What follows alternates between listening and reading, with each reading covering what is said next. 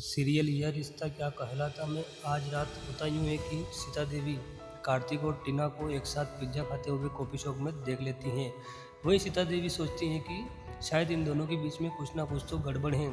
वहीं सीता देवी कहती हैं कि मुझे इन दोनों की असलियत नायरा और उनके परिवार वालों के सामने लानी चाहिए और वहाँ से चली जाती हैं। और फिर नायरा और कार्तिक भी वहाँ से सीधे घर चले जाते हैं और फिर दोनों काफ़ी ज़्यादा मूड और रोमांटिक में होते हैं। तभी वहाँ इतने में सीता देवी आ जाती हैं और सीता देवी काफ़ी गुस्से में होती हैं कि नायरा और कार्तिक सीता देवी को देखकर बहुत ही ज़्यादा डर जाते हैं। वही कार्तिक कहता है कि लगता है सीता देवी को सच का पता चल गया नायरा। और फिर सीता देवी गुस्से में नायरा कार्तिक को घूर के वहाँ से चली जाती हैं और हाल में जाकर बैठ जाती हैं और सभी परिवार वालों का आने का इंतज़ार करती हैं। वहीं दूसरी तरफ मनीष के फ़ोन पर पैसे मांगने वाले क्लाइंट्स का फ़ोन आता है। वही मनीष उससे समझाने की कोशिश करता है कि थोड़ा और टाइम चाहिए हमें, आपके सारे पैसे लौटा देंगे। तभी अखिलेश पूछता है कि क्या हुआ भाई साहब। तो मनीष बड़ा ही दुखी होता है कि अगर उनको टाइम पर पैसा नहीं दिया गया तो वो उनके हिसाब से निकलवा लेंगे।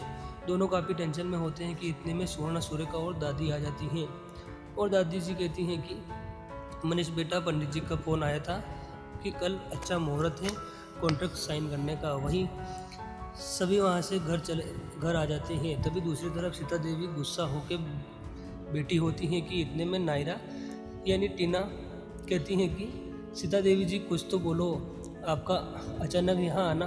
तभी सीता देवी कहती हैं कि मुझे तुमसे अभी बात नहीं करनी है, घर के सभी बड़ों को आने दो और नायरा को भी आने दो, मैं उनके सामने ही तुमसे बात करूँगी। तभी वहाँ कार्तिक नायरा से कहता है कि नायरा लगता है सीता देवी को सब सच का पता चल गया, आज तो हम पकड़े जाएंगे। तभी फिर नायरा सीता देवी से बस उल्टे सीधे सवाल करती हैं, उन्हें चिढ़ाने की कोशिश करती हैं। कहती हैं कि जीजू मैं चलती हूँ, अब बहुत टाइम हो गया, मुझे जाना चाहिए। तभी सीता देवी जी कहती हैं कि अभी नहीं जा सकती तुम, और तुम नायरा और सारे परिवार वालों को आने के बाद ही जाने दूंगी तुम्हें। इतने में टीना जाने लगती हैं तो टीना का पैर फिसल जाता है और टीना गिर जाती हैं। वहीं कार्तिक के मुंह से अचानक नायरा निकल जाता है, नायरा तुम ठीक तो हो ना। वहीं सीता देवी दोनों कार्तिक की तरफ देखने लग जाती हैं। वहीं कार्तिक बात को घुमा देता है और कमरे में दवाई लेने चला जाता है। तभी वहाँ सभी आ जाते हैं कि इतने में सुहासिनी जी कहती हैं कि ये क्या हुआ टीना, तुमको पैर में कैसे लगी। तभी इतने में सीता देवी जी कहती है कि आपकी बहू नायरा कहाँ है। वही उतने में सुवर्णा सुरेखा हड़बड़ाते हुए मार्केट की कहती है कि इतने में सुहासिनी जी मंदिर की कह देती हैं। तभी सीता जी को थोड़ा डाउट होता है कि लेकिन मनीष बात को संभाल लेता है कि वो उसके मायके गई हैं और मार्केट और मंदिर होके आ जाएगी, उसको टाइम लगेगा। तभी टीना वहाँ से अपने रूम में चली जाती हैं। तभी उसके बाद सीता देवी जी सुहासिनी जी से कहती हैं कि आज अगर मैं यहाँ से चली गई तो फिर वापस कोई संबंध बनाने नहीं आऊँगी और फिर मैंने फैसला किया है कि मैं इस परिवार वालों को कोई ऋण नहीं दूंगी। तभी पीछे खड़ा कार्तिक सोच में पड़ जाता है और तभी मनीष कहता है कि ऐसा क्यों कह रही हो सीता देवी जी, और फिर आपने तो कहा था कि मैं पेपर साइन करने को।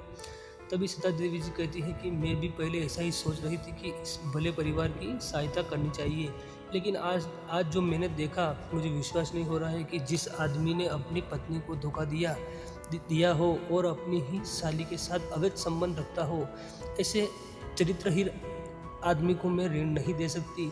और फिर सीता देवी नायरा और कार्तिक दोनों का कॉफ़ी शॉप में पिज़्ज़ा खाते हुए का वीडियो दिखाती हैं। तो सुहासिनी जी बहुत ही परेशान होती हैं कि इनको कैसे समझाऊं कि ये दोनों पति पत्नी हैं। तभी कार्तिक कहता है कि अरे सीता देवी जी, आप गलत समझ रही हो और मैं आपको कैसे समझाऊं।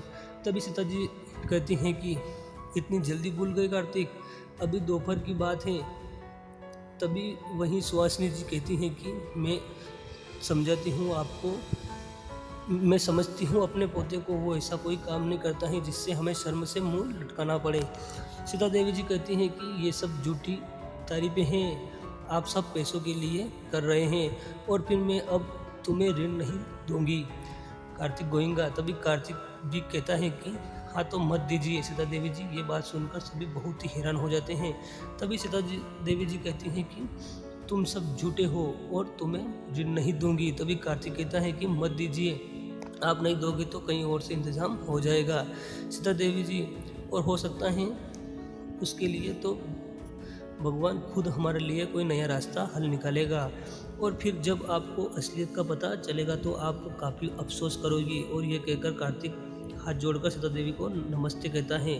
तो सीता देवी जी कहती हैं कि नमस्ते तो नमस्ते ही सही, और वहाँ से जाने लगती हैं कि सुहासिनी जी उन्हें रोक के उनके समझाने की कोशिश करती हैं। उनके सामने रोती हैं, गिड़गिड़ाती हैं कि सीता देवी जी आप तो समझदार हो, ऐसे हमें मुश्किलों में छोड़कर मत जाओ। काफ़ी कोशिश करती हैं सुहासिनी जी, लेकिन सीता देवी तो वहाँ से गुस्सा होकर चली जाती हैं। और फिर सभी बहुत ही परेशान होते हैं कि अब कैसे हो पाएगा इतने पैसों का इंतज़ाम। तभी मनीष कहता है कि क्लाइंट्स का फ़ोन आया था, वो फ़ोन पर धमकी दिए जा रहे थे। अब क्या होगा दोस्तों, आज का एपिसोड यहीं ख़त्म होता है। अगले एपिसोड में आपको देखने को मिलेगा कि सुहासिनी जी ना चाहते हुए भी अपने घर के पेपर्स लाकर कार्तिक को देती हैं और कहती हैं कि हम घर गिरवी रखना चाहते हैं। क्या गोइंग का हाउस की नीलामी हो जाएगी, या फिर कार्तिक अपनी घर की नीलामी रोक पाएगा? मिलते हैं एक नए एपिसोड के साथ। तब तक के लिए देखते रहिए हमारे चैनल पर ये रिश्ता क्या कहलाता है। धन्यवाद।